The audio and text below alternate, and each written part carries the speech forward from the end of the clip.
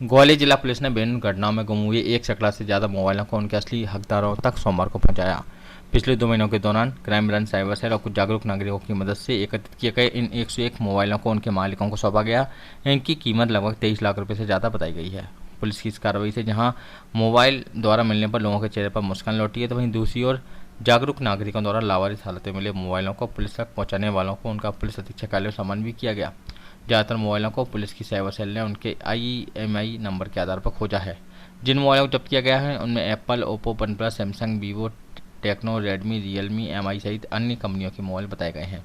जिन लोगों के मोबाइल गिरे या गुम हुए थे उनमें महिला विकास अधिकारी, टीचर, दुकानदार, वकील, ट्रैक्टर चालक, ऑटो चालक, जेल कर्मचारी, स्टूडेंट, इंजीनियर, पुलिस जवान, मजदूर, गृहिणी, रिटायर्ड कर्मचारी, मूर्तिकार, निजी संस्थानों में नौकरी करने वाले लोग शामिल हैं।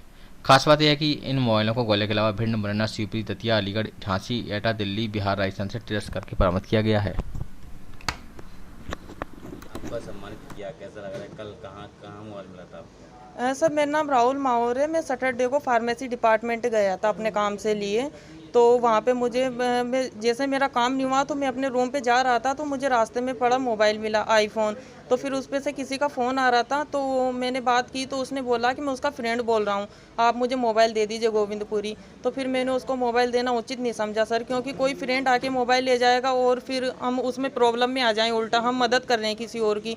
तो फिर हमने यूनिवर्सिटी थाने में मोबाइल देने की सोचा, फिर हमने वहाँ पे भी नहीं दिया। फिर डायल 100 करने की सोचा, तो फिर डायल 100 पे कॉल नहीं लग पाया था।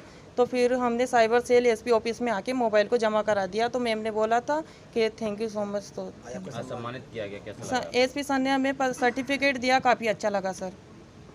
आज लोगों को दी गए हैं, चेहरे पे खुशी लौटाई है उनके, कैसे मिले और कुछ लोगों का सम्मान भी किया गया इसके? ये ग्वालियर क्राइम ब्रांच के द्वारा समय समय पर, जो इनकी साइबर सेल है उसके द्वारा समय समय पर 1 महीने और लगभग 1.5 महीने के अंतराल में लगातार मेहनत करते हुए मोबाइल को सर्च किया जाता है। जिन लोगों के मोबाइल गुम हो जाते हैं, जो आवेदन देकर चले जाते हैं या फिर ऑनलाइन जो कंप्लेंट भेजते हैं, तो इसी तारतम्य में मार्च और अप्रैल में क्राइम ब्रांच की साइबर सेल के द्वारा जो DSP क्राइम सियाज साहब और DSP क्राइम 2 संदीप मालवी, इनके उसमें मार्गदर्शन में, और सब इंस्पेक्टर जो कि हमारी साइबर सेल की प्रभारी है रजनी, उनके द्वारा लगातार उनकी टीम के द्वारा मेहनत करते हुए लगभग 6 से 7 स्टेट्स में जो सर्चिंग में कुछ ऐसे कई मोबाइल ऐसे होते हैं जो कि आपको ग्वालियर में मिल जाते हैं, लोकल में मिल जाते हैं सर्चिंग में, पर कई मोबाइल ऐसे होते हैं जो आपको दूसरे स्टेट में भी जाना पड़ता है, जिसमें कि UP और हरियाणा, राजस्थान और कुछ बिहार के भी मोबाइल हैं, और इसके अलावा कुछ साउथ के भी मोबाइल हैं। तो इस तरह से लगभग 6 से 7 स्टेट्स में लगातार मेहनत करते हुए, इसके अलावा मध्य प्रदेश के भी कई जिलों में लगातार मेहनत करते हुए टीम के द्वारा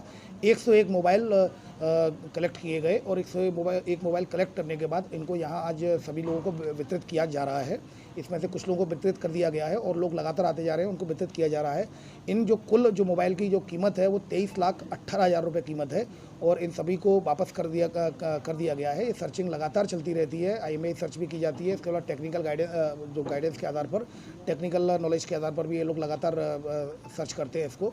इसमें जो कई केसेज ऐसे थे, जिसमें कि एक जबलपुर से मूर्ति बेचने आया हुआ था ग्वालियर, तो उसका मोबाइल गिर गया था, तो वो भी काफ़ी परेशान था। इसमें से कई लोग ऐसे थे जिनकी अभी मोबाइल उनका गिर गया और उनकी किस्तें भी नहीं गई थी, और उसके बाद उनको दूसरा मोबाइल खरीद पाने की स्थिति नहीं थी, पैसा नहीं था, तो वो कहीं अपनी पत्नी का या अपने भांजे का या फिर अपनी सिस्टर का मोबाइल चला रहे थे। तो इस तरह के कई केसेस सामने आए हैं, जिसमें कि एक ऑटो ड्राइवर था जो कि अपनी पत्नी का मोबाइल चला रहा था। ऐसे ही एक लैब टेक्नीशियन था, वो भी अपनी वाइफ का मोबाइल यूज़ कर रहा था।